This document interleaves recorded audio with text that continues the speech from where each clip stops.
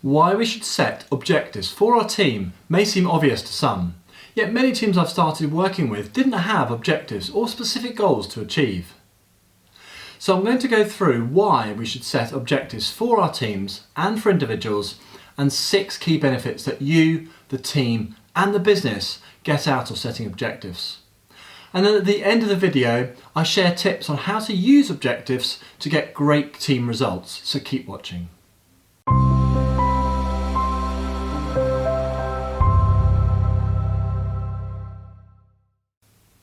My name is Jess Coles and I've spent 25 years working in corporates and household names through to SMEs at all management levels. I've been involved in turning around businesses and team performance multiple times, and one of the first things we do is set goals and objectives because it is so important to improving performance. If you're new to this channel, Enhance.training provides online business courses to help professionals, managers and business owners improve their performance.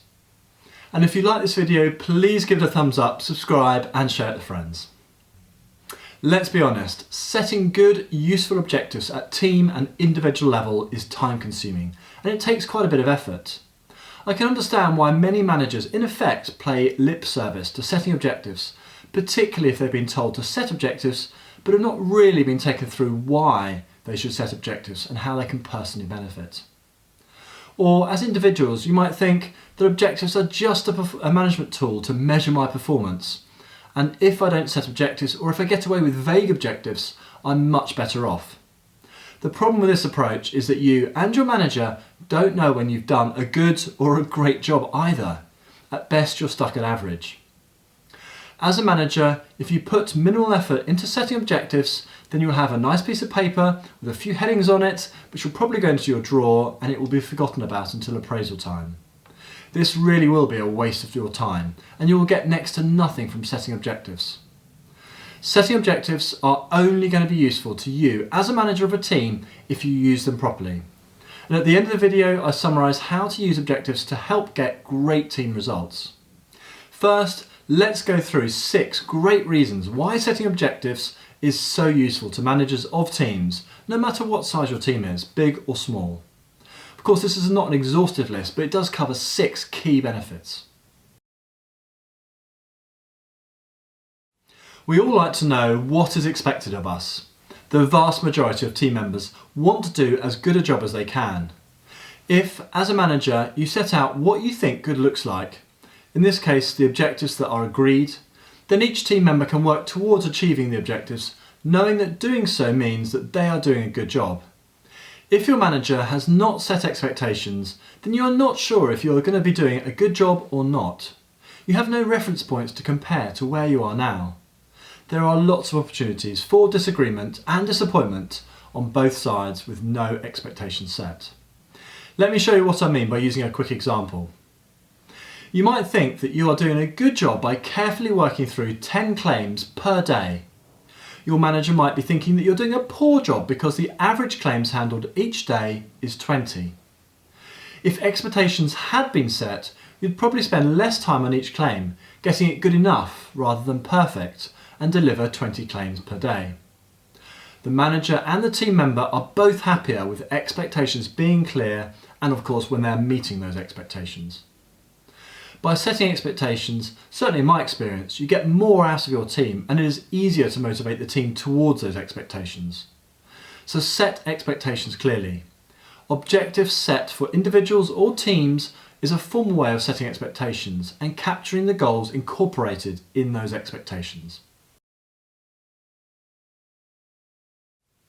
Another critical benefit of setting objectives is that by doing so you are creating a focus or a direction of travel for the team. Rather than each individual travelling in any direction they think is best, you agree with the team that you should all travel in a certain direction. If everyone is going in their own direction, you'll have plenty of occasions in which one person is working in one direction and all the rest are working in a different direction. This hinders the team in collectively delivering more results, activities and benefits for the company. A basic example would be, for instance, if you had a sales team, you could let them create and convert all the opportunities that they were able to source. This might mean that 2 or more salespeople contact the same potential customer. This could easily result in that customer being lost, particularly if the salespeople don't work together or even against each other. So, each salesperson could be organised around geography or a customer list or a sector or any other practical ways to split target customers. Objectives and goals for each person would formally capture this split. Another example could be a finance team having to increase the cash of the business, and this would be their key team objective. Those managing the customer invoices could be targeted with getting invoices out quicker. Those in credit control could be targeted with collecting more money to the payment terms agreed with the customers. And the whole team could be targeted with resolving customer queries more quickly. All of these elements generate more cash. Creating common goals or objectives means that all members of a team can have their individual goals and objectives supporting the common team goal. This makes it much more likely that the team goal will be reached quicker and with less effort, which is better for everyone. Create a clear objective and tell the team how to get to that objective. This creates focus, and you and the team will deliver more as a result. As businesses get bigger and employ more people, it becomes harder to coordinate the activities of one part of the business with another part of the business. Setting objectives and goals is a very good way of helping coordinate activities so that departments and the teams support each other rather than cause problems for other parts of the business. Let's use the classic trade-off between the sales and finance departments within a business as an example. Sales teams are tasked with making sales and therefore driving revenues. Finance teams are tasked with making business more profit and cash. Without common objectives, the sales team might go out and win loads of contracts. Some of those contracts would make a profit and some would make a loss. The sales team would be over the moon and the finance team would be having a nightmare. The business might even fail with this approach, with both teams losing their jobs. There have been plenty of real-life examples of companies failing because of exactly this situation. If common objectives were agreed for both teams and both teams worked together, the company would be much better off, and indirectly so would the teams. Say the objective for both teams was to win contracts with a profit of at least 15%, then both teams would do well. Overall sales might, but not definitely, be lower, because the team would say no to contracts they might previously have accepted. But profits would definitely be higher. Both teams would keep their jobs, and the finance team, for instance, could help the sales team by providing information, analysis and modelling to help the sales team select the profitable contracts.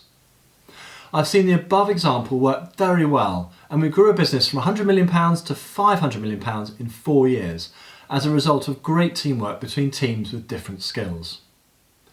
Use objectives and goals to coordinate activities and projects across multiple teams. This in turn will improve the overall performance of the business. Creating accountability and visibility within a team usually improves the performance of the team or business, sometimes dramatically.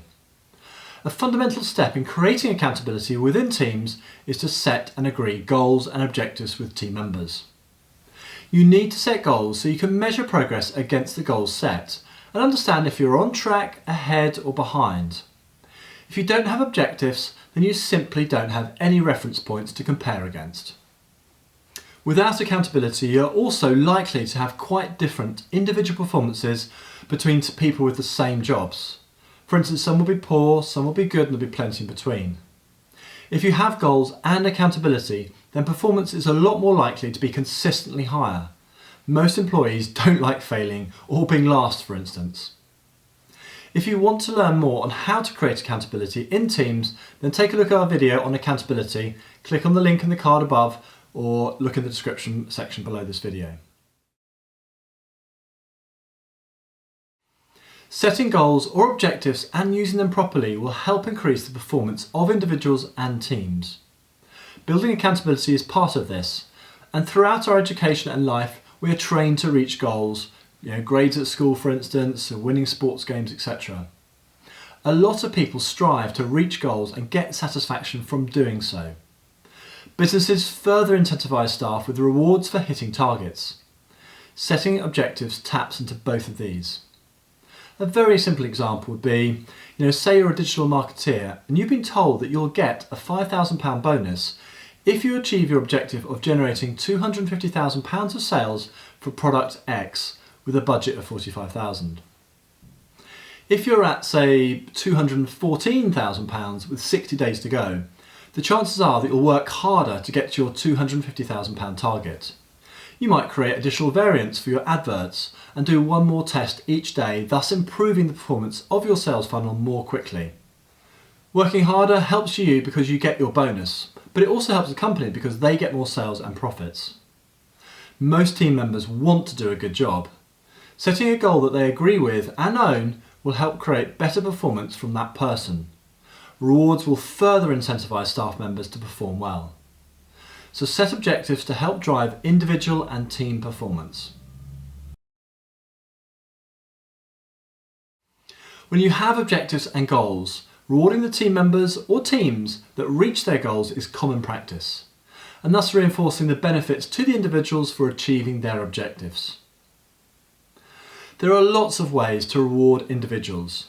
For instance, public or private praise and recognition, non-monetary prizes, extra money of course, or bonuses, promotion, access to events. The list can go on as long as your imagination effectively. We all want recognition for good work and good behaviour. This is a fundamental part of human culture and motivation, so make good use of it. Take the time to praise staff for good work and behaviour when deserved. Think of lots of different ways to reward staff that do well and create additional value for the team and the company. As a tip, create multiple levels of goals rather than just one goal. If we look back at the digital marketeer example, that might look a bit like this. By having multiple levels, you can offer increasingly bigger and more valuable rewards, which keeps the employees striving for the next level. This increases overall performance over and above the much more common all or nothing reward schemes. With one target schemes, once you've reached the reward level, you are much less incentivised to continue working hard. As promised at the start of the video, I'm going to share some of the practical tips I've learnt on how to, as a manager, use objectives to drive better team performance. Firstly, if you forget about the objectives, then the team will too. When you and the team have chosen your objectives, make sure they're visible. Put a poster on the wall so that all the team can see what needs to be achieved. Or bring the objectives up in each team meeting to remind the team. Secondly, measure progress against the team objectives and make this visible. Talk about what we can do as a team to improve progress to getting towards our goals regularly. Thirdly, when you're meeting with team members in your one-to-one meetings, i.e. private catch-ups, go through the individual objectives and discuss progress and any problems delivering against the objectives. Coach and mentor them to help them reach their objectives. And of course, think of any other ways that you can remind the team members about their objectives without appearing to be micromanaging them. And then do your best to help them reach their objectives. The more emphasis you put on meeting objectives, then the more focus the team will put on meeting those objectives. And finally, you must work equally hard at hitting your own personal objectives if you want the team to hit theirs. You are the leader, and what you do sets the tone for the team. In summary, when you set objectives, you're setting expectations and providing guidance to team members of what is expected of them. Setting objectives is a very important step to improve performance in teams and businesses. Without taking this step, it is much harder to increase accountability and ownership to deliver results. And by setting objectives, you can measure progress towards the objectives and give everyone a very clear picture of where they are compared to the objectives set. And then of course you can reward individuals and teams who meet and pass their objectives or goals. This creates a win-win situation for the staff and for the company. Do take a look at our video, How to Set Team Objectives, where I take you through a step-by-step approach and give you examples. Enjoy managing and leading your team. And if you like this video, please hit the thumbs up button below and subscribe and hit the bell to get notified of our weekly video releases. This really helps us to produce more videos to help you. Thanks very much for watching, and I look forward to seeing you again soon.